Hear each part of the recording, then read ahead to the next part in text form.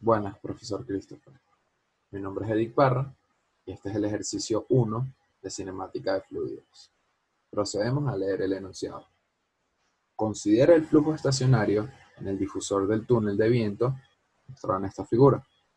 A lo largo de la línea central del difusor, la magnitud de la velocidad del aire disminuye de U entrada hasta U salida, como se muestra en la figura. Las mediciones revelan que la magnitud de la velocidad del aire en la línea central decrece en forma parabólica a lo largo del difusor. Escriba una ecuación para la magnitud de la velocidad en la línea central, Vx, basada en los parámetros que se han seguido, desde x igual a 0 hasta x igual a l. Procedemos a la resolución del ejercicio. Principalmente debemos escribir una ecuación para la velocidad de la línea central a través del difusor. Dado que la velocidad disminuye parabólicamente, se asume que el flujo es constante y que también que el flujo es asimétrico. Ecuación parabólica general es dada por estos parámetros, como ya conocemos. Tenemos dos condiciones al límite que nos da el enunciado, que tiene que ser que para x0, u va a ser igual a u entrada, y para xl, u va a ser igual a u salida.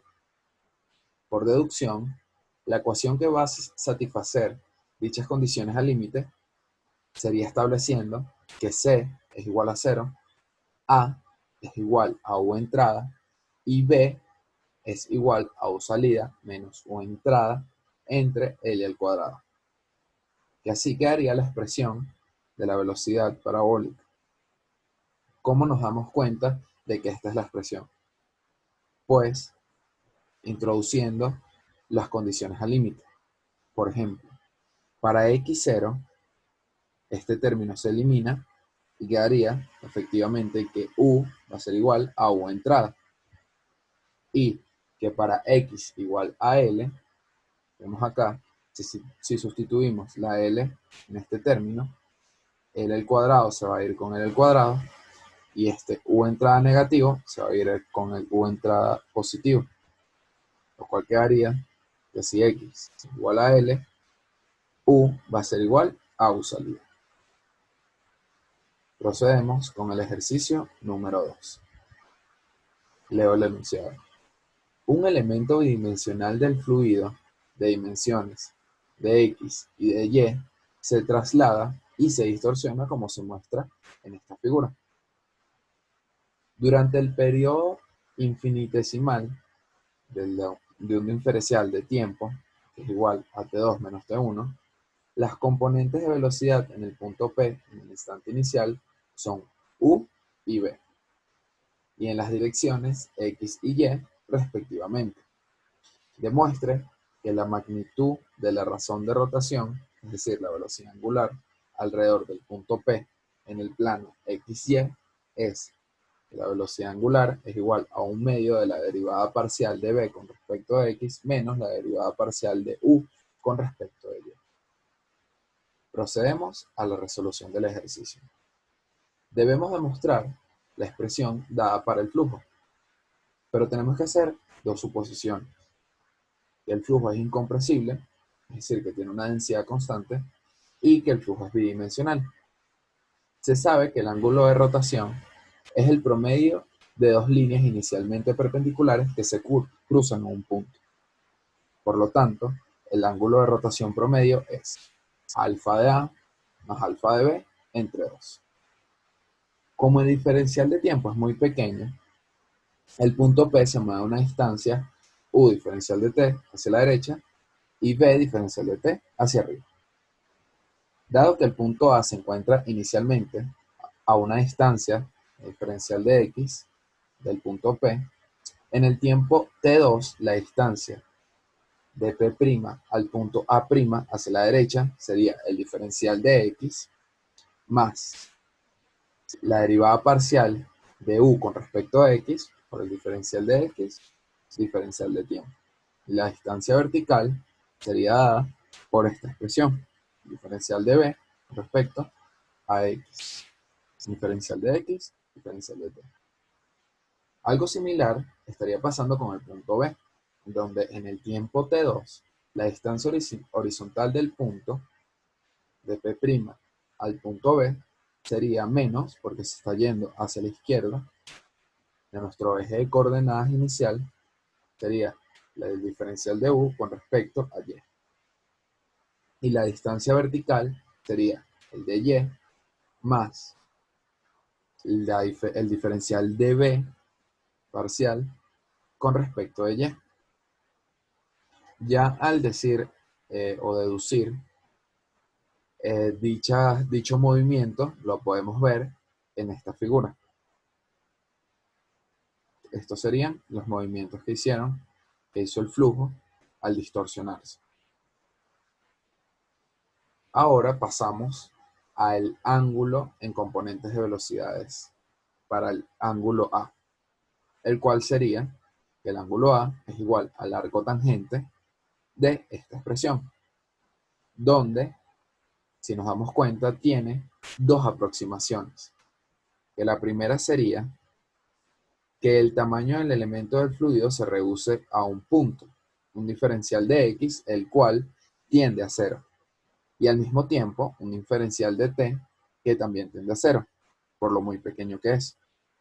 Por lo tanto, este segundo término del denominador se puede despreciar, que quedaría en esta aproximación, donde si nos damos cuenta, se puede simplificar el diferencial de X del denominador con el numerador. La segunda aproximación que tenemos es que como el ángulo de alfa de A es muy pequeño, va a ser igual, o podemos asumir que es igual, al arco tangente. Por lo que tenemos que el ángulo de alfa de A sería igual a la derivada parcial de B con respecto de X, pero el diferencial de tiempo. Que algo muy similar estaría pasando con el ángulo de alfa de B, donde en este segundo término, por lo muy pequeños que son los diferenciales y tienden a cero, se puede despreciar este término, que quedaría el diferencial de Y, que se puede simplificar, y como el ángulo es muy pequeño, el ángulo de alfa de B sería igual al arco tangente, donde tendríamos esta expresión. Finalmente, estos dos ángulos, que ya los tenemos, los podemos introducir en el ángulo de rotación promedio, donde nos quedaría esta expresión si la simplificamos un poco. Ahora podemos afirmar y concluir el ejercicio donde la velocidad angular que deberíamos demostrar efectivamente sí es la misma. Continuando entonces con nuestra serie de ejercicios de cinemática de fluidos, tenemos nuestro ejercicio número 3, el cual es el último, y nos dice, se da un campo bidimensional, incomprensible y estacionario de velocidad por las siguientes componentes en el plano XY. U igual a 1,1 más 2,8x más 0,65y, y B igual a 0,98 menos 2,1x menos 2,8y. Nos piden entonces que calculemos el campo de aceleración encontrando expresiones para las componentes x y y de la aceleración, y en base a este resultado calcular la aceleración en el punto XY igual a menos 2 y 3. Este ejercicio lo podemos encontrar en el libro de Mecánica de Fluidos, Fundamentos de Mecánica 2006 de Sengel y Zimbala. Entonces, lo primero que vamos a hacer es establecer cuáles serán nuestras ecuaciones a utilizar. Es importante tomar en cuenta datos que nos están diciendo en el enunciado, como por ejemplo, componentes en el plano XY. Esto quiere decir que vamos a trabajar en coordenadas cartesianas. Por otro lado, nos están diciendo un campo bidimensional, por lo tanto, y es la razón por la que U y B nos los están dando en función de X y de Y. Z nos sale expresado, por lo tanto, cada vez que encontremos Z en nuestras ecuaciones, esto va a valer 0. Entonces, tenemos nuestras dos componentes a sub x, a sub y, las cuales dependen de las derivadas parciales de los vectores u y b, según sea el caso, con respecto a x, y, z y el tiempo. Dicho esto, vamos entonces a hallar nuestra primera componente a sub x por términos. Entonces, tenemos que la derivada parcial de u con respecto al tiempo vale 0, ya que como podemos observar, nuestro vector u y nuestro vector b no dependen del tiempo, no sale expresado en ningún momento el tiempo, por lo tanto, esta va a valer 0. Ahora, nuestro segundo término nos dice u por la derivada parcial de u con respecto a x. Entonces, vamos a utilizar nuestro vector u tal cual como nos lo están dando y vamos a derivar u, que sería este 2,8, nuestro vector u con respecto a x. Entonces, esto quiere decir que cuando derivamos parcialmente con respecto a x, 1,1 vale 0, 0,65y vale 0. Entonces tendríamos nuestro 2,8x, la derivada de x vale 1, razón por la cual aquí tenemos 2,8. Ahora, b por la derivada parcial de u con respecto a y. Entonces tenemos que vamos a utilizar nuestro vector b tal cual como nos lo están dando y lo vamos a multiplicar por la derivada parcial de u con respecto a y, la cual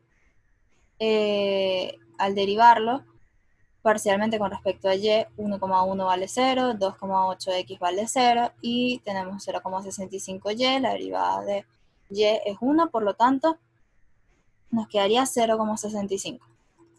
Entonces, vamos a pasar ahora a nuestro último término, el cual sería w por la derivada parcial de u con respecto a z, la cual vale 0 debido a que no tenemos z en nuestras expresiones.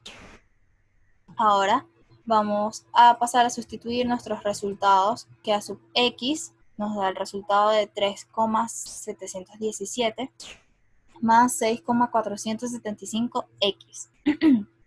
Y queda anulado. Entonces, vamos a pasar ahora a hallar nuestra segunda componente de la aceleración a sub y. Tenemos que vamos a derivar parcialmente b con respecto al tiempo. Como bien sabemos, no tenemos expresado el tiempo en ningún momento. Entonces, la derivada parcial de b con respecto al tiempo vale 0.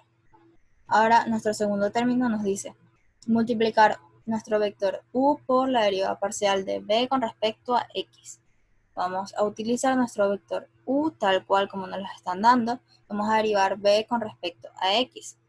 Vamos entonces con nuestro tercer término que nos dice que vamos a utilizar nuestro vector b tal cual como nos lo están dando y vamos a derivar b con respecto a y ahora. Entonces, 0,98 vale 0, menos 2,1x vale 0. Tenemos que la derivada de y es 1, entonces nos queda menos 2,8. Como podemos observar, nos queda nuestro vector b tal cual como nos lo están dando y el menos 2,8 de derivar parcialmente b con respecto a y. Por último, tenemos nuestro último término, w, la derivada parcial de b con respecto a z. Como no estamos utilizando la coordenada en z, entonces decimos que vale 0. Ahora le pasamos a sustituir nuestros resultados en la ecuación. Tenemos entonces que nuestro primer resultado vale 0, nuestro segundo resultado, vector u por menos 2,1, que fue lo que nos dio la derivada parcial. Nuestro tercer término o nuestro tercer resultado, vector b por la derivada parcial de b con respecto a y, menos 2,8. Y nuestro último término, el cual nos dio 0. Esto nos da a sub y igual a menos 5,054 más 6,475y. Sustituyendo, tenemos que vamos a multiplicar 6,475 por menos 2, que sería nuestra x, y eso nos da a sub x igual a menos 9,233. Ahora vamos a hallar la aceleración en y. Para este punto en específico sustituimos y igual a 3 en lo que nos dio a sub y, 6,475 por 3. Esto nos da que a sub y vale 14,371. Entonces estos serían los valores de la aceleración en el punto -2 y 3. Continuando entonces con nuestra serie de ejercicios de nuestro trabajo grupal, tenemos nuestro primer ejercicio de flujo potencial, ejercicio número 4, el cual nos dice: considera una corriente uniforme de velocidad v inclinada a un ángulo alfa, como se muestra en la figura de la izquierda. Si supone flujo irrotacional planar incompresible, encuentre la función potencial y la función de corriente. Como podemos observar en la figura, tenemos un vector velocidad inclinado a un ángulo alfa con respecto a nuestro eje X. Nos están dando pues nuestros ejes X y Y, por lo tanto quiere decir que estamos trabajando en coordenadas cartesianas, además en un campo bidimensional. Este ejercicio lo podemos encontrar en el libro de Mecánica de Fluidos, Fundamentos de Mecánica, edición 2006 de Sánchez y Silvano. Lo primero que vamos a hacer es establecer las ecuaciones a utilizar. Es importante destacar que en el enunciado nos mencionan que es un flujo irrotacional y súper importante porque esto nos indica que podemos utilizar la función potencial, porque para que un flujo sea potencial debe ser irrotacional. Y esto nos lleva a que si es irrotacional, pues tampoco tiene vorticidad, ya que su vorticidad valdría 0. Además nos mencionan que es planar y nos están diciendo que es en 2 dimensiones, entonces lo trabajamos con un flujo planar y bidimensional. Entonces, las componentes de nuestra velocidad en coordenadas cartesianas se establecen como u y b, siendo u la derivada parcial de nuestra función potencial con respecto a x, o lo que es lo mismo, la derivada parcial de nuestra función de corriente con respecto a y. Por otro lado, tenemos que b es igual a la derivada parcial de la función potencial con respecto a y, o lo que es lo mismo, la derivada parcial de la función de corriente con respecto a x por -1. Como podemos observar en la figura, tenemos nuestro vector inclinado, por lo tanto, vamos a tener que descomponerlo de manera tal que nos va a quedar sobre nuestro eje X y sobre nuestro eje Y, de forma que la componente en X va a estar multiplicada por el coseno del ángulo y la componente Y por el seno del ángulo. De esta forma decimos U es igual a B coseno de alfa y B es igual a B seno de alfa. Ahora lo que vamos a hacer es integrar nuestra función potencial con respecto de X. Tenemos que en el caso de nuestra componente U es la derivada parcial de la función potencial con respecto a X. Al derivarlo, esto nos da nuestra misma función potencial. Y al derivar B coseno de X con respecto a X, nos da que es Bx coseno de alfa. Luego, vamos a tener una constante, la cual vamos a llamar por conveniencia f de y. Y esta va a ser nuestra primera ecuación, la vamos a guardar y la vamos a utilizar más adelante. La vamos a derivar. Al derivarla con respecto a y, en este caso, tenemos que la función que nos daría la función potencial con respecto a y, la derivada, la función potencial con respecto a y, es igual a este término, se nos cancela, da 0, por su derivada da 0, y la derivada de f de y es f' de y. Posteriormente lo que vamos a hacer es igualarlo con o compararlo con nuestra componente b. Como podemos observar, es la derivada parcial de la función potencial con respecto a y, lo que nos dice que es b.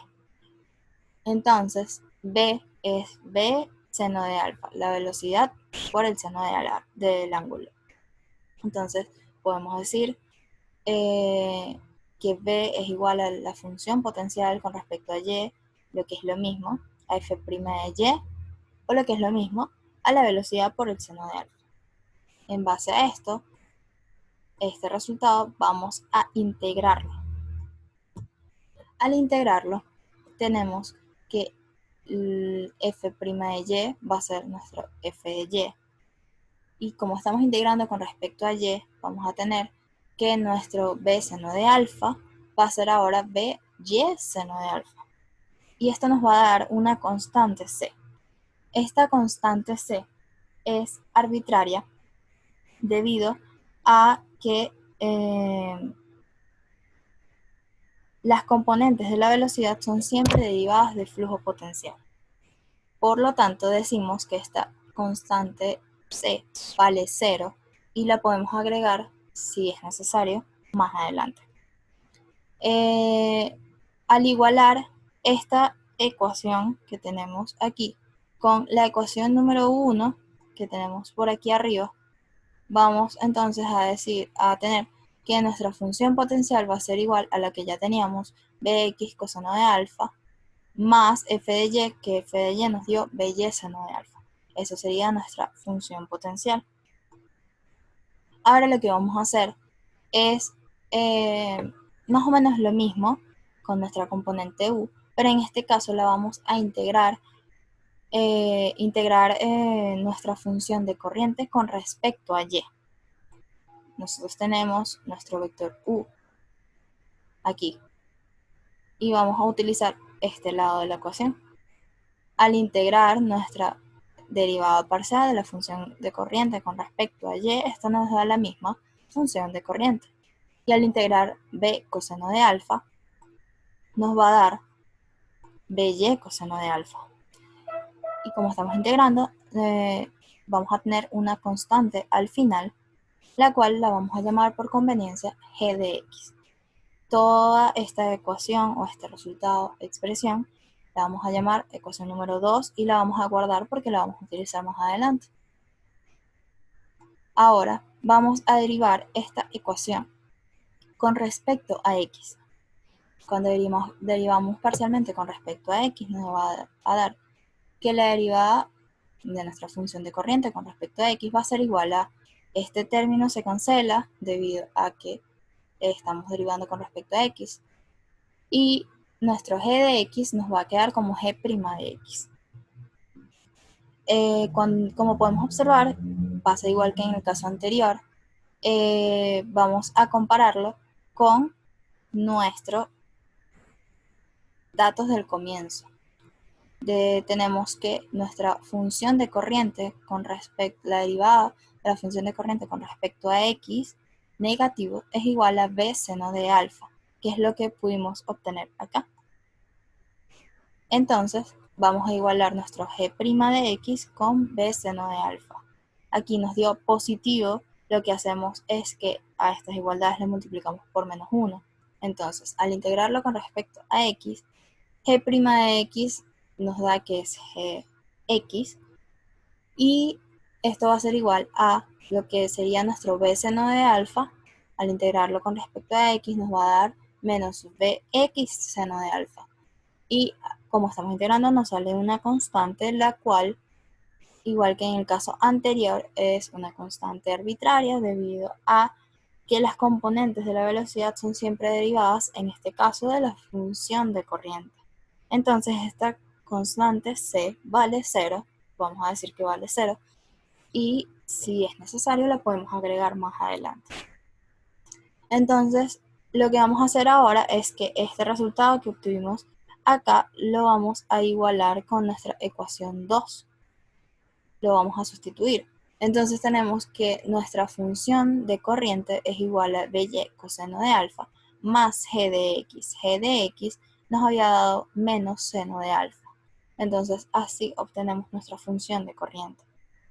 Una vez teniendo nuestra función de corriente y nuestra función potencial en este ejercicio, podemos validar que existe flujo con continuidad. ¿Cómo? Tenemos que al hacer el producto vectorial de nabla por el vector velocidad, tiene que dar 0. Pero es lo mismo decir que la resta de las derivadas cruzadas tiene que dar 0. En este sentido, las derivadas cruzadas de nuestra función de corriente. En este sentido, nuestra función de corriente dijimos que era by coseno de alfa menos bx seno de alfa.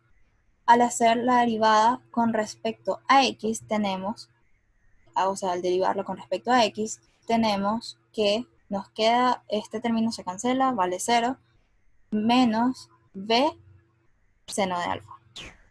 Al derivarlo con respecto a y, tenemos b coseno de alfa, el término de x se cancela, y al derivarlo nuevamente, pero ahora con respecto a x, nos da que vale 0. Y al derivarlo nuevamente, pero ahora con respecto a y, nos dice que vale 0.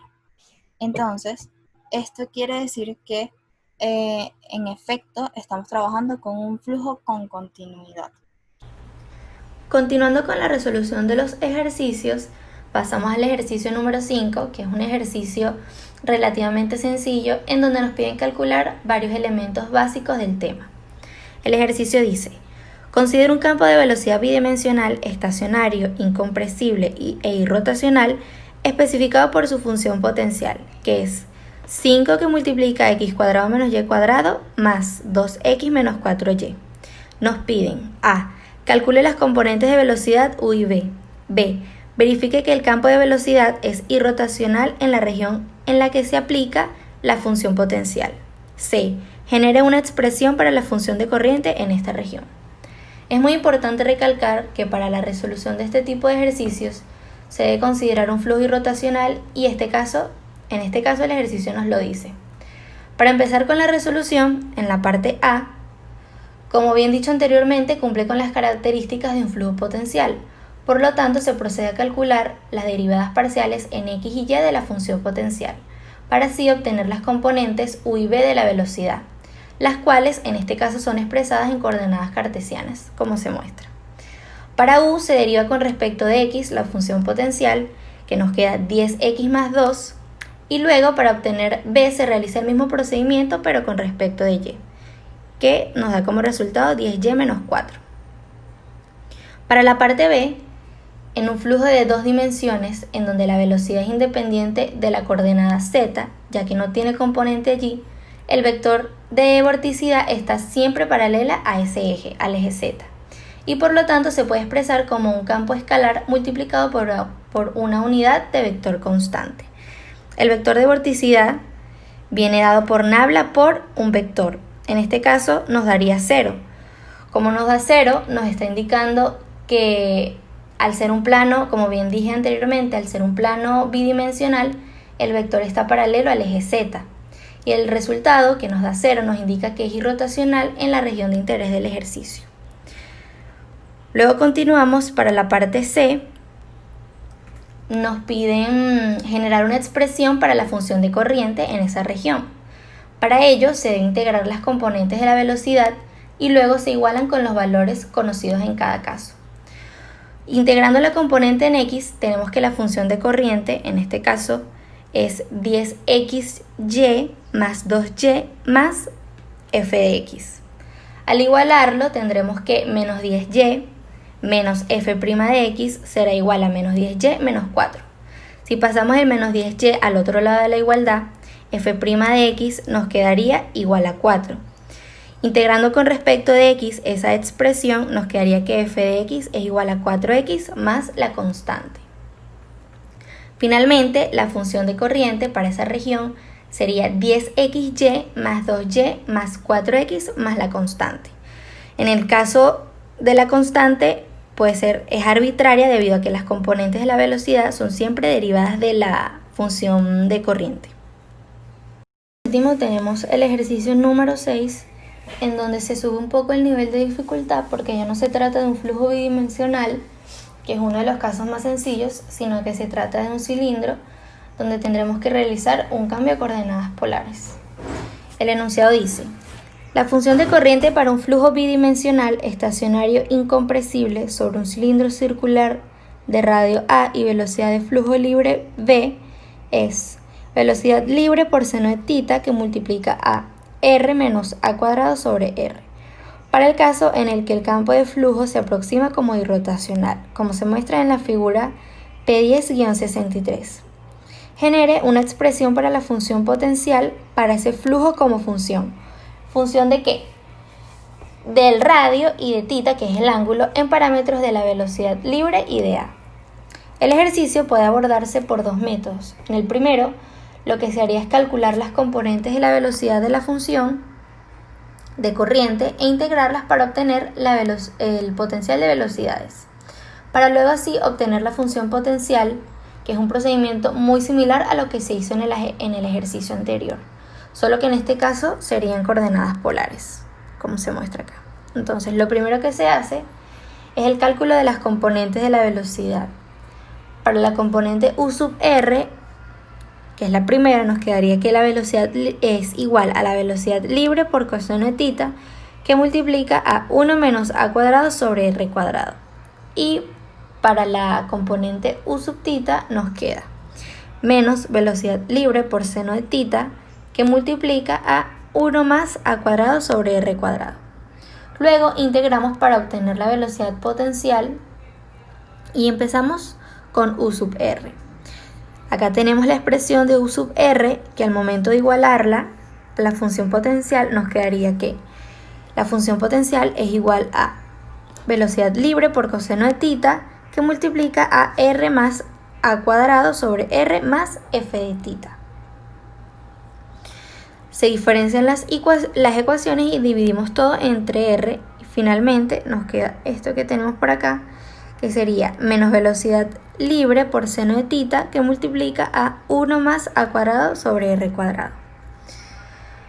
Se puede realizar una simplificación, ya que f' de tita es igual a 0 o f de tita es igual a constante. Y como la constante es arbitraria, la sustituiremos a 0 por conveniencia, por lo que nos quedaría que la función potencial del cilindro, la final, sería velocidad libre por coseno de tita, que multiplica a r más a cuadrado sobre r.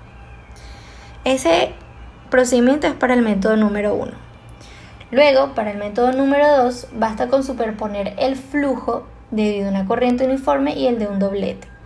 Como partimos de una ecuación, para superposición aparece la constante K, que la observamos acá, la cual luego encontraremos su valor. La ecuación sería que la función potencial es igual a velocidad libre por coseno de tita más K, que multiplica a coseno de tita sobre R. Como queremos encontrar el valor de la constante K, sustituimos por 0 la velocidad radial de la componente U en la superficie del cilindro, donde tenemos que R será igual a A. Entonces, acá tenemos la expresión de la componente U sub R, que al igualarla a 0, nos quedaría que 0 es igual a velocidad libre por coseno de tita menos K por coseno de tita sobre A cuadrado, ya que R lo sustituimos por A. Finalmente, al sustituir por 0, realizamos las simplificaciones necesarias y obtenemos el valor de la constante, que sería igual a al cuadrado por velocidad libre. Por lo tanto, al sustituir el valor obtenido en la ecuación que teníamos en el primer paso, que es la ecuación de la superposición, nos da como resultado la función potencial final, que nos queda. Función potencial es igual a velocidad libre por coseno de tita, que multiplica a r más a cuadrado sobre r. Si nos damos cuenta, nos dio igual que en el método 1. Buen día, profesor Christopher. Esperamos que se encuentre bien. Nosotros somos el grupo de Fluido Ideal, conformado por Eric Parra, Alessandra González y mi persona, Melanie Páez. En este video vamos a ampliar un poco más sobre el tema de flujo potencial y de sus aplicaciones. el flujo potencial consiste en representar el campo de velocidades a partir de una función potencial. Pero para que esto sea posible, se tienen que cumplir ciertas condiciones. El flujo suele ser incompresible, es decir, que se considera de densidad constante y en estado permanente. Pero la condición necesaria para que exista esa función potencial es que el flujo tiene que ser irrotacional. A este están asociados la viscosidad y los gradientes de velocidad en la dirección normal al desplazamiento. Así es, Eric, y como dijiste, hay regiones del flujo en las cuales las partículas de fluido no tienen rotación neta. A estas regiones se les llama irrotacionales, y el flujo se dice rotacional si las velocidades angulares son nulas. Se debe tener en cuenta que esto es una aproximación, ya que este tipo de condiciones son difíciles de encontrar. Exacto, Melanie. Por lo general, las regiones invisidas de flujo lejanas de paredes sólidas, y estelas de cuerpos son también irrotacionales. Por ejemplo, para fluidos de viscosidad baja, como el aire, en las regiones donde existen gradientes de velocidad, el flujo se considera irrotacional. También, en regiones irrotacionales de flujo, tres componentes escalares desconocidas del vector de velocidad se combinan en una función escalar desconocida, llamada la función potencial de velocidad. También se tienen datos importantes a tomar en cuenta para poder entender sus ecuaciones y usos, como es en el caso de las curvas de valores constantes de la función de corriente, las cuales definen líneas de corriente del flujo, mientras que las curvas de valores constantes de la función potencial de velocidad definen líneas equipotenciales, que en regiones planares e irracionales de flujo se intersectan formando un ángulo de 90 grados, además de que ambas están estrechamente relacionadas, puesto a que satisfacen la ecuación de Laplace. Claro, Alex. A partir de ella puede determinarse el campo de velocidad, concluyendo entonces que ambas son complementarias, una de otra. Y en la práctica pueden realizarse un análisis de flujo potencial con ambas, porque de cualquier manera deben dar los mismos resultados. Es así, y como bien mencionaste, Alessandra, tenemos ecuaciones de importancia que se aplican para este tema, entre las cuales se tienen presentes las aproximaciones de soluciones de la ecuación de Navier-Stokes completa, la conservación de la masa y la ya mencionada ecuación de Laplace, la cual se valida en 2 y 3 dimensiones en cualquier sistema coordenado, pero solo en regiones irrotacionales de flujo, que por lo general, y ya se mencionó anteriormente, serían alejadas a las paredes y estelas. Para cualquier fluido incompresible, siendo inclusive válida instantáneamente para un flujo no estacionario, porque el tiempo no aparece en la ecuación de continuidad de flujo compresible. Finalizando, queríamos hacer énfasis en que la aplicación de este tema en la vida real está un poco restringido, dado que flujo potencial no incluye todas las características de los flujos que se encuentran en el mundo real. Aquí se trabaja con fluidos ideales, es decir, se desprecia la viscosidad. También otra condición es que el flujo debe ser irrotacional y eso en la vida cotidiana no siempre se cumple. Sin embargo, el flujo potencial encuentra muchas aplicaciones en campos como el diseño de aeronaves. Por ejemplo, en dinámica de fluidos computacional, como se observa en la imagen de fondo. Muchas gracias, profesor, por su atención y hasta pronto.